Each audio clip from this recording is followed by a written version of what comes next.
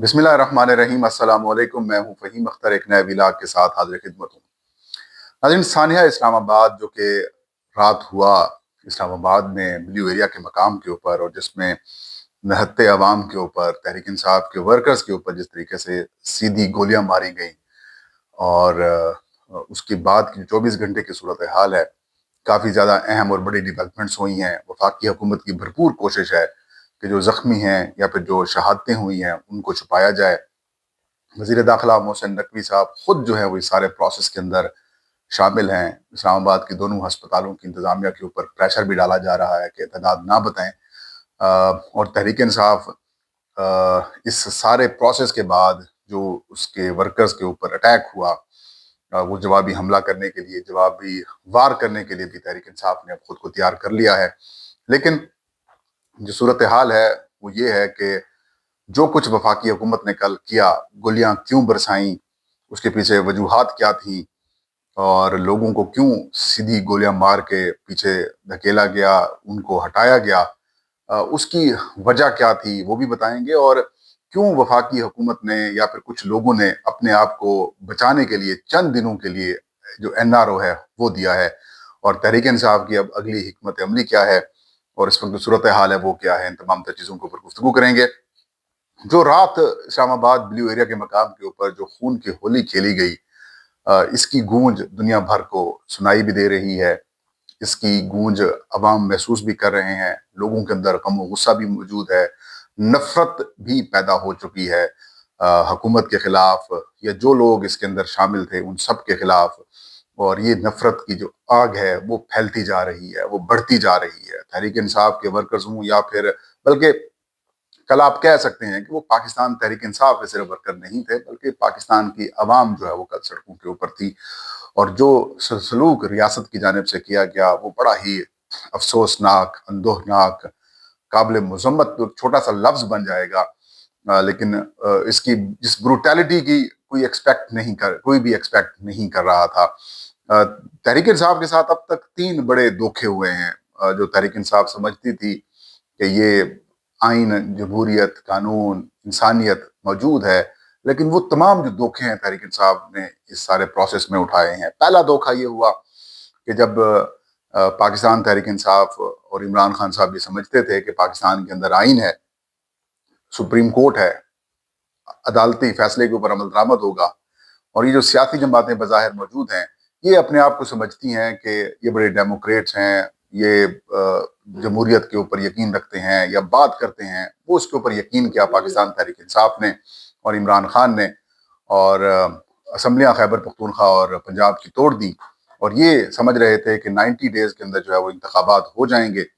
और हमने देखा असम्बलियाँ टूट गईं, आइन के ऊपर अमल दरामद ना हुआ, सुप्रीम कोर्ट के अहकामात के ऊपर भी अमल दरामद ना हुआ।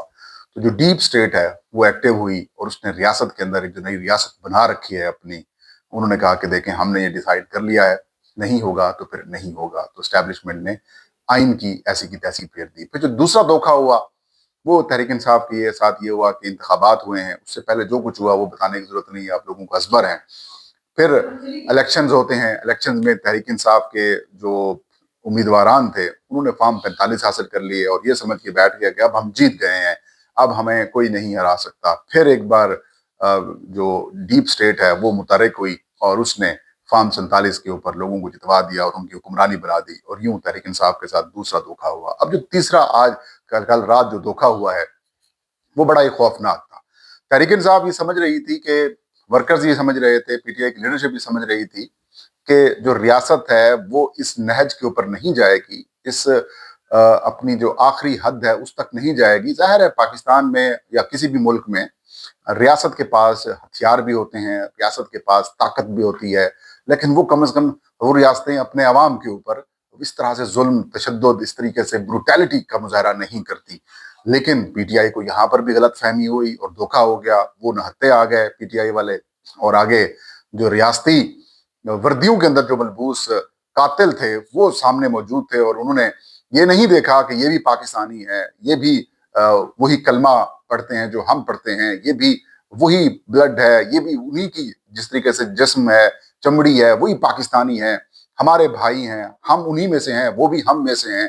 लेकिन کوئی خیال نہیں کیا اور سیدھے فائرنگ کر کے لوگوں کو شہید کیا، لوگوں کو زخمی کیا، صرف اس وجہ سے کہ کہیں ہمارا اقتدار ہاتھوں سے نکل نہ جائے، کہیں عوام کی جو حکمرانی ہے وہ نہ آ جائے، اور کہیں جو جعلی مینڈیٹ کے اوپر ہم بیٹھے ہوئے ہیں کہیں وہ جعلی مینڈیٹ جو ہے وہ ہم سے چھن نہ جائے، اور جو ہم نے ایک جعلی قسم کا عارضی جو حکمرانی ہمارے ہاتھوں میں آئی ہوئی ہے کہیں وہ ہمارے ہاتھوں سے نکل نہ جائے۔ اور اسی خوف کی وجہ سے انہوں نے اب نہتے عوام کے اوپر جو ظلم کی داستان لکھی، جو بربریت کی داستان لکھی، شاید باقی جو تاریخ ہے اس میں بھی اس کی مثال نہ ملتی ہو۔ اندازہ آپ اس بات سے لگائیں کہ ورکرز پہنچے، عوام پہنچی، اور سب سے پہلے مارکیٹیں بند کرا دی گئی کہ کھانا نہ کھا سکیں، ان کو پانی نہ مل سکے، یہ بنیادی جو سہولیات ہیں، جو ضروریات ہیں وہ ان کی ان تک نہ پہنچ سکیں۔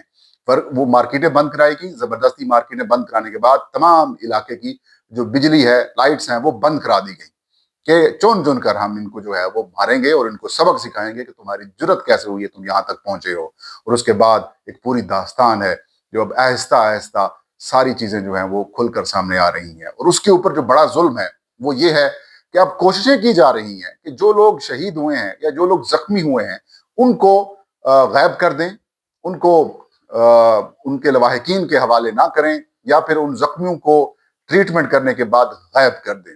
یہ کوششیں اس وقت اسلام آباد میں تیزی کے ساتھ جاری ہیں، اور اس کوششوں میں جو کپتان بنے ہوئے ہیں وہ محسن نقوی ہیں۔ محسن نقوی اپنے آپ کو حسینی کہلاتے ہیں، نام ساتھ لکھا ہوا ہے، لیکن کام ان کے بالکل الٹ ہے۔ کام ان کے وہی ہیں یزیدیت والے، اور جو انہوں نے حرکتیں کی ہوئی ہیں اس وقت کہ اسلام آباد کی جو 2 بڑی ہسپتال، سرکاری ہسپتال ہیں، ان کی انتظامیہ کے اوپر دباؤ ڈالا جا رہا ہے۔ جو کل ایک لسٹ جاری ہوئی تھی، سامنے آئی تھی 28 زخمیوں کی، اب پولی کلینک ہسپتال کی انتظامیہ کہتی ہے کہ یہ لسٹ جعلی ہے، ایسی کوئی لسٹ ہم نے جاری نہیں کی۔ اور پھر پیمز ہسپتال کی انتظامیہ کی طرف سے بھی ایک پریس ریلیز انہی ذرائع سے آتی ہے جو ذرائع کل یہ خبریں چلوا رہے تھے 1-2 ٹی وی چینلز کے اوپر کہ بشرا بی بی اور علی امین خان گنڈاپور کو گرفتار کر لیا گیا ہے۔ تو اب خود اندازہ لگا لیں کہ ان کی جو پریس ریلیز اس سورس سے آتی ہے وہ کس حد تک درست ہوتی ہے، کس حد تک جو ہے وہ صحیح ہوتی ہے، یا کس حد تک وہ غلط ہوتی ہے، آپ اندازہ خود لگا لیجئے۔